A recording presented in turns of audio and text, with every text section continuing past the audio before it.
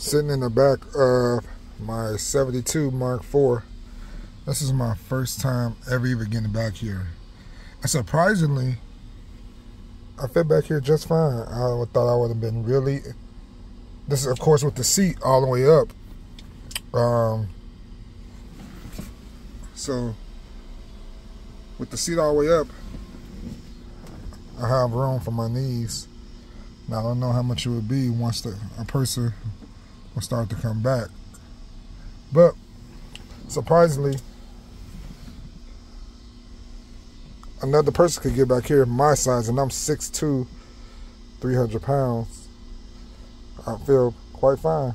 And I thought things would be really, really narrow to get back here. Like, in modern cars, two-door, I can't even get in the back seat at all. Like a Camaro, Dodge Challenger, as big as that car is, I barely could get back there. That's probably the biggest two-door.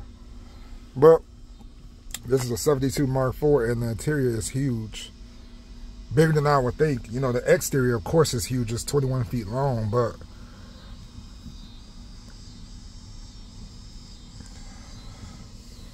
at 72, most people didn't weigh what I weighed. The average American now weighs 200 pounds, so, but I'm sure at 72, most Americans probably weigh 140, 50, 60 pounds. So you could probably get 2-3 people back here just fine. Now, would they want to go on a road trip? Probably not. Maybe 2 probably would be fine for a road trip. 3 would be pushing it.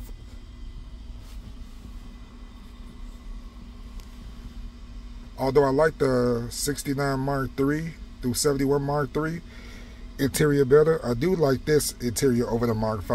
Definitely over the Mark VI. Mark VII I like. I love the Mark VIII interior, but only the second gen Mark VIII. 97 and 98. 93 through 96, not a big fan. It looks cheesy.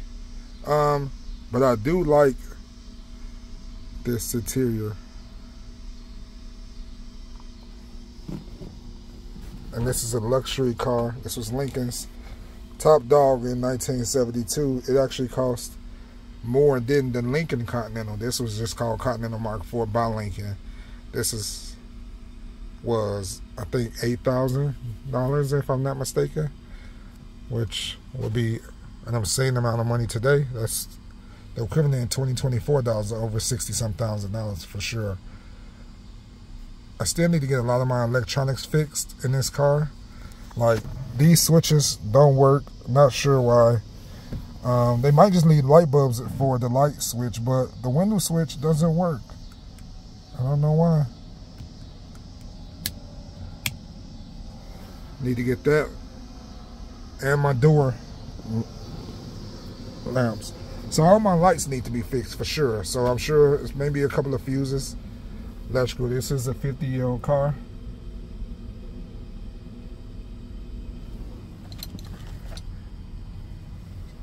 Seatbelt. Back then they hung them up there. This is pitted just from years of probably not being used. It's a huge steering wheel, and I want to get the rim blow fixed so I can have those wires taken out at the bottom. Someone tried to wire up an external horn, and it's as loud as a train horn, but I stepped on the button that they used to activate it, and I broke it when I first got it. So I have no horn. Also, that mirror, somebody added that mirror, and as a result, I can't get it to stay worth a damn. So I would think about getting it removed, or if so, I could get it to like adjust, because I don't have the cord that goes with it to adjust it. That door panel, those are really brittle, and they rattle every time I hit a bump. I think that door panel needs to be re-affixed. I think it may be loose. I did just get that window repaired, so if the windows do operate now with the switches, but maybe a screw or something is still missing. Either that, or the window is off track, or the window is loose, because when I hit bumps, you hear it. You hear the rattle, and it sounds like it's the door panel and not the window, but it could be either or both. Not sure. These seats, surprisingly, still holding up. The foam probably is degraded to much of nothing, but these are real leather seats from 1972. You could have got the cloth option, but whoever bought this car option this one out, because it actually has the this one has the, based on the steering wheel, it has the cruise control and it has the rear defroster, which were both options in 72. Also the sure track braking system.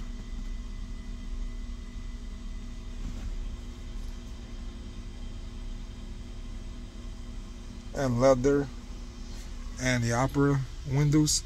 All of those were options for 1972. The only thing I think that this one does not have is the rear sunroof, which most cars for 72 did not have. A few did, but they were rare.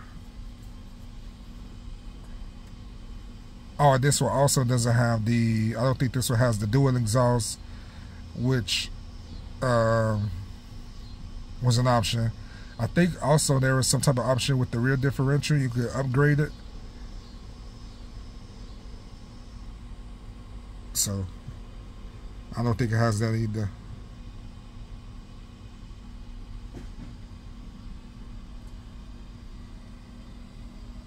But just wanted to sit in here for a second and get on camera and show you how it feels to be from the rear passenger point of view.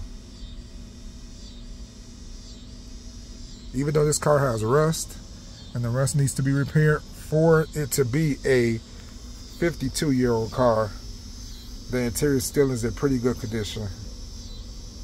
I would rate it a 6 or 7 out of 10. Probably a 7 out of 10. The dash does have a crack in it, but that's about the only really. The seats are not torn. They're worn. They're not torn. A couple of buttons are missing in the rear. Like right there. That button is missing. I think there's a few more. Maybe one more. Other than that, this is a pretty good interior. And I call myself cleaning the leather, but it's worn and faded, so it's probably, this is probably the best it's gonna get. Maybe somebody could still, though, if I took it to a detail shop, can probably put a shine on it.